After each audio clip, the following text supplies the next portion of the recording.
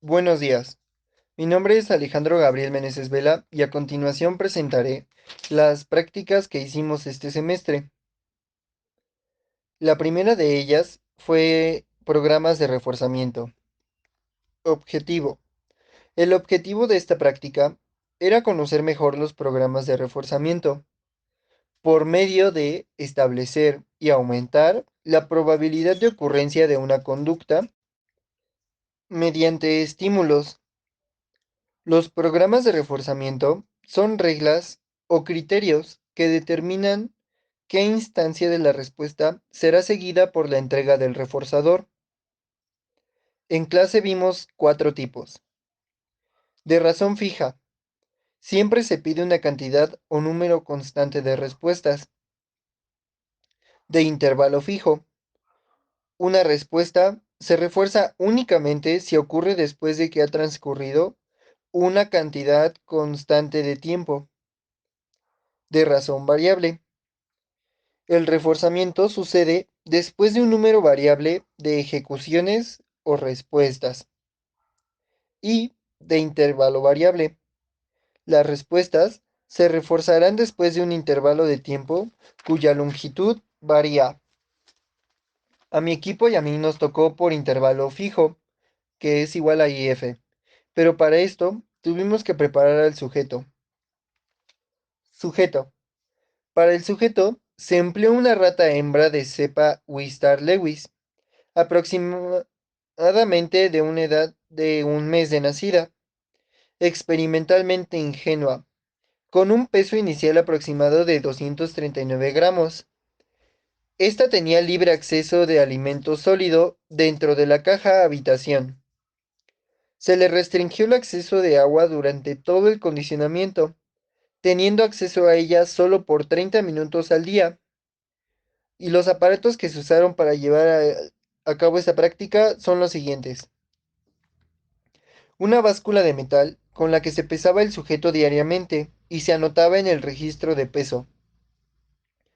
Una cámara de condicionamiento estándar para ratas, modelo Tele, que cuenta con dos palancas, un bebedero, un suelo de reja, paredes de cristal y un recipiente para colocar el agua. Los registros usados para esta práctica fueron un registro de peso, un registro anecdótico, un registro de espacio, un registro de duración espacial y bloque temporal, y un registro de ocurrencia continua o acumulativo. Procedimiento. Primero, el sujeto fue sometido a condición de privación de agua por 23 horas y teniendo solo acceso a ella por 30 minutos al término de cada sesión. A lo largo del experimento, se llevó un registro de peso del sujeto que se realizaba al inicio de todas las sesiones, usando la báscula de metal. Esto se anotaba en el registro de peso. También se realizó un proceso de observación y registro de las conductas que presentaba el sujeto en la caja de condicionamiento. Esto se anotó en el registro anecdótico. Luego, se seleccionaron tres conductas del sujeto que haya repetido realizado con más frecuencia y se realizó su registro de ocurrencia de tres formas diferentes, siendo estas espacial, de bloque temporal y de duración. El proceso se llevó a cabo en dos etapas. La primera de adquisición de la conducta. En esta se buscaba que el sujeto adquiriera la conducta de palanqueo, siendo el criterio de cumplimiento que el sujeto realizara 100 respuestas en menos de 30 minutos, en al menos dos sesiones. Se colocaba al sujeto en la caja de condicionamiento estándar para ratas, con la luz ambiente de la caja prendida y la de laboratorio apagada, para evitar cualquier tipo de distracción que pudiera haber. Primero, se le entregaba un reforzador, que era una gota de agua, al sujeto cada que se acercara su cabeza a la palanca izquierda, y paulatinamente se iba moldeando la conducta, entregando el reforzador solo hasta que se acercara la cabeza y levantara sus patas delanteras, Y por último, se entregaba el reforzador solo hasta que palanqueara. En la segunda etapa de entrenamiento, se llevó a cabo un programa de reforzamiento de intervalo fijo con un valor de 5 segundos, igual a IF5, que después de 2 sesiones pasaría a ser de 10 segundos, IF10. En esta etapa, si el sujeto realizaba la respuesta deseada, palanquear, después de que concluyera el intervalo, se le otorgaba un reforzador y después de eso se reanudaba el conteo de tiempo. Las sesiones tenían una duración total de 30 minutos. Resultados. Como se puede apreciar en la gráfica de tasa de respuestas por sesiones, el sujeto, en las dos primeras sesiones que corresponden a la fase de moldeamiento, inicia con una respuesta baja, con una tasa de respuestas bajas, siendo cero respuestas. Mientras que en la fase de reforzamiento continuo e intervalo fijo, presenta un cambio notable en el aumento de frecuencia de respuestas, siendo la sesión 6 en donde se obtuvo la mayor tasa de respuestas, siendo esta 21.7, para después, en la sesión 7, que corresponde a la fase de intervalo fijo 10, IF10, la tasa de respuestas disminuyera a 11.2. Por lo tanto, podemos concluir que el programa de reforzamiento de intervalo fijo fue exitoso. Y estas son las referencias usadas para esta práctica.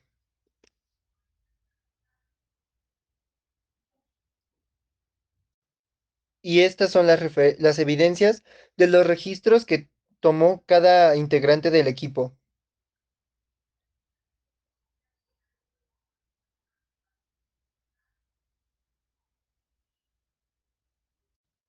La segunda práctica fue la aplicación de condicionamiento clásico o pavloviano. En esta, el objetivo de la práctica fue aplicar el condicionamiento clásico, extinguiendo y recuperando un reflejo utilizando un arreglo temporal, demorado en humanos.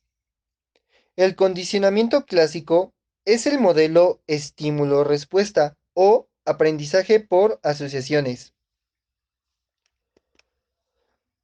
En esta práctica participó un sujeto con una edad adulta de 19 años, de sexo masculino, el cual firmó un consentimiento informado que se ve en la diapositiva. El sujeto no contaba con conocimientos previos acerca de la práctica.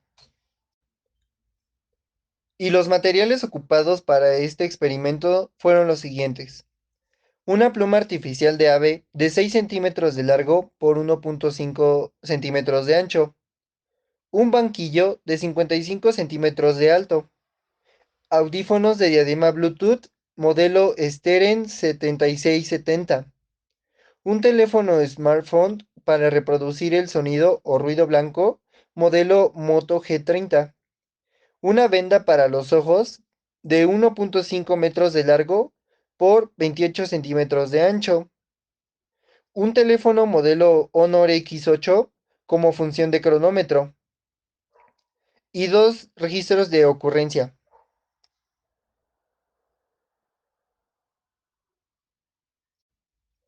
Procedimiento. El experimento se realizó en el cubículo número 4 del laboratorio L613 de Psicología de la Facultad de Estudios Superiores Iztacala. El experimento consistió en 3 fases y un descanso de 20 minutos entre la segunda y la tercera fase. La primera fase de estas fue condicionamiento. Tenía una duración de 20 minutos con 60 ensayos, en los cuales se aplicó un estímulo neutro, que era ruido blanco, a través de los audífonos al sujeto, de los 16 a los 20 segundos con los ojos vendados, para que no tuviera posibilidad de ver el estímulo incondicionado que se presentaba a él. al término del estímulo neutro con una duración de 1 segundo, y que consistía en el acercamiento de una pluma de ave artificial a las fosas nasales del sujeto. A continuación tenemos el arreglo temporal de tipo demorado, que fue la base para esto. La fase 2 fue la fase de extinción. En esta fase se concentró únicamente en presentar el estímulo neutro, el sonido o ruido blanco. Se dividió en 30 ensayos de 20 segundos cada uno. Durante los primeros 16 segundos, el sujeto permaneció con los audífonos en silencio. Transcurridos los 16 segundos, el equipo procedió a reproducir el sonido en los audífonos. Este fue el único estímulo que se le presentó, ya que el propósito de esta fase de extinción era observar si la conducta prevalecía sin el estímulo incondicionado o si dicha conducta se extinguía. La tercera fase fue la fase de recuperación espontánea. Tenía una duración de 10 minutos después del descanso, con 30 ensayos, y se repitió el proceso de la segunda fase. Durante las tres fases, se registraba cada vez que el sujeto movía los labios hacia los lados o contraía la nariz en un registro de ocurrencia, palomeando el recuadro del ensayo correspondiente si se presentaba la respuesta señalada. Resultados.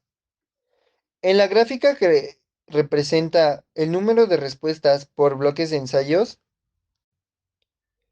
con los resultados comparados de los tres sujetos a través de las tres fases de la práctica, podemos concluir lo siguiente. El sujeto 1, representado con la línea azul, durante la fase 1 del experimento, abrió el primer bloque con 3 respuestas, disminuyendo a 0 hacia el bloque 3 y manteniéndose así hasta el bloque 5, subiendo después a 2 respuestas en el bloque 6 y bajando por última vez a 0 durante la fase 1. En el bloque 8, recuperándose al siguiente con su máximo exponente de respuestas, siendo 3, bajando y terminando con la primera fase en el bloque 12, con una respuesta.